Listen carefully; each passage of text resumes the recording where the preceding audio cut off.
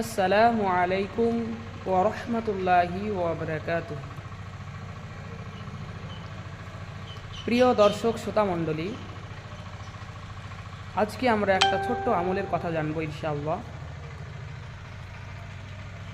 হযরত আবু হুরায়রা রাদিয়াল্লাহু তাআলা আনহু বর্ণনা করেন, রাসূলুল্লাহ সাল্লাল্লাহু আলাইহি ওয়াসাল্লাম বলেছেন,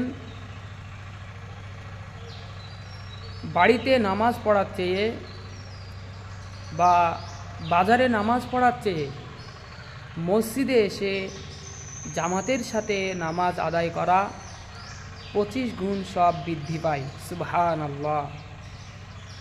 এই জন্য আল্লাহ রসুল সাল্লাল্লাহু আলাইহি ওয়াসাল্লাম হয়তো আমাদেরকে জামাতে নামাজ পড়ার তাগিদ বেশি বেশি করতেন। উচ্চ হাদিস আমাদেরকে আমল করার